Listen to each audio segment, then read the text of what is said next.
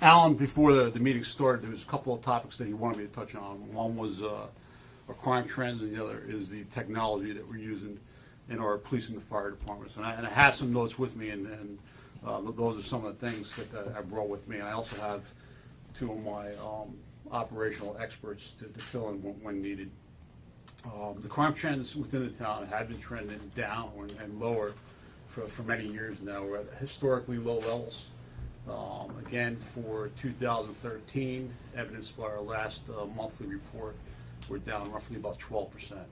Now, that's significant in a number of ways, because one, we've already, when I give you a little bit of a historical perspective, when I started here in 1989, our uniform crime report, that's our report that we make to the FBI, and all police departments and all municipalities report their crime statistics to the FBI. And a lot of times you'll see that when you're reading the report in the newspaper. We were about 700 Part 1 crimes a year. That's your burglaries, your rapes, your robberies, your homicides, your arsons.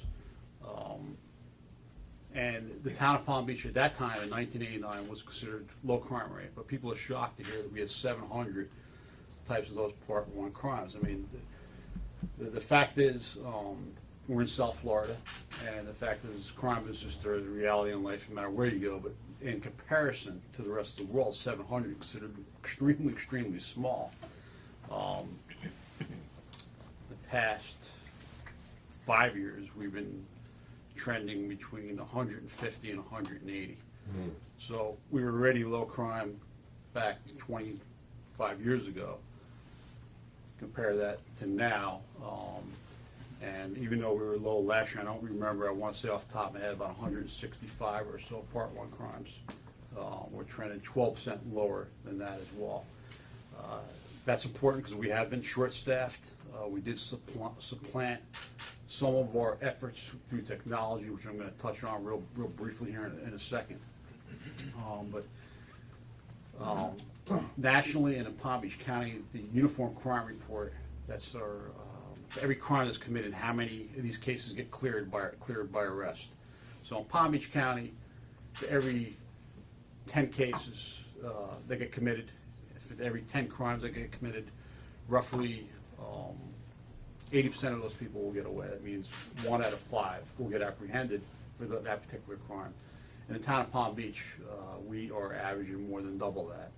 We're in the low 40s in clearance, so 4 to 10 times you commit a crime here, then the town of Palm Beach, you're going to get caught. So what we try to do is we try to focus all our efforts on preventing crime and sending a message, and we're extremely successful at that. I don't know if any police department maybe is as successful as we are, and that is we enforce the small crimes, and what we're doing is sending a message. We make people are also surprised to hear that we make over 2,000 arrests here a year. Now, most of that's for petty type of crimes. And Mr. Diamond, being from New York, we've been doing a broken windows type of theory of policing since I started here. We continue to do that, and that's why we're successful. That is, if you take care of the small crimes, the larger problems take care of themselves.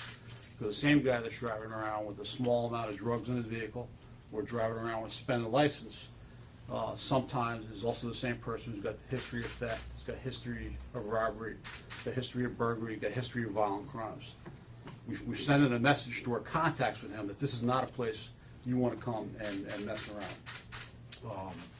So for that reason, our crime rates are low, and for those reasons, our clearance rate is very high. We make a lot of contacts with those that we consider to be out of place or contact with a criminal element. We pride ourselves in being professional in those contacts, regardless of who that person is. We will treat the person with respect, unless it warrants other treatment. Or other areas of productivity that we measure, despite our staffing shortages, are up, particularly on the arrest side. We're about 39–40% increase in activity. We're actively recruiting right now.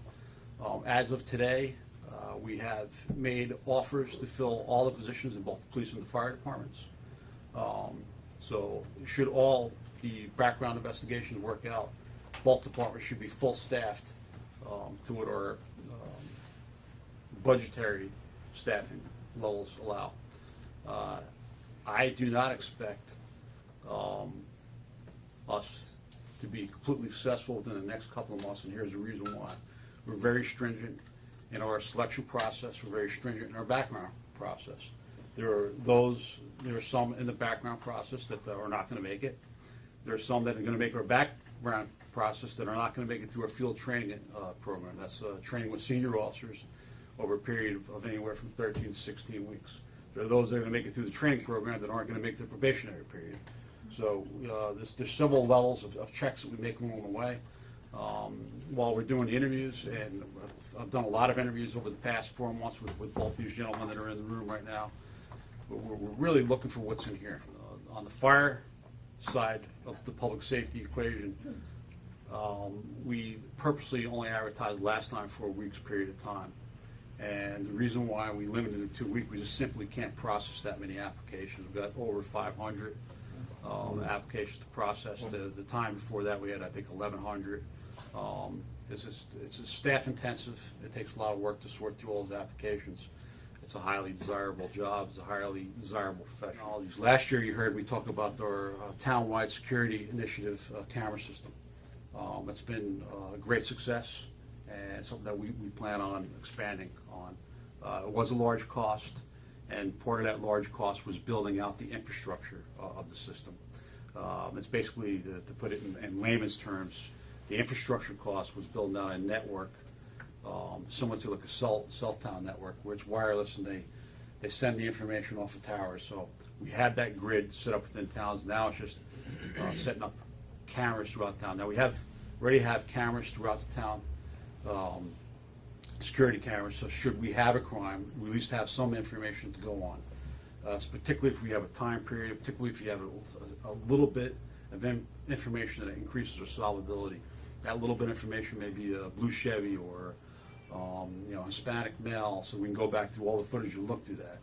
Now we plan on expanding the network, and as part of that expansion, we're planning to put the information out, because we're ready now for a public-private type of partnership. A telemedicine project is something that we're working on. You might have heard me mention it last year, and essentially what that is communicating with the emergency room at the hospital from our fire rescue vehicles. Our paramedics will be able to communicate through a iPad type of device. So what we did is we looked at some technology, some software called the Priority Dispatch. We applied for a grant which we received from 9/11 funds in Palm Beach County. And the Priority Dispatch is a set of algorithms that are set up by medical doctors, and it prompts the dispatcher to ask the right questions from the beginning. And they have a script to go on. If they ask the right questions from the beginning, we can ascertain the right information, and based upon the right information, we can send the appropriate response, the appropriate resources, not unnecessary involvement.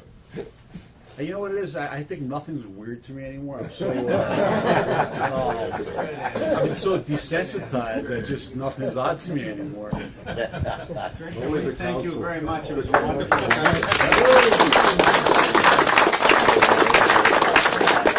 Thank you all for coming. I think if you have a question or two, maybe we'll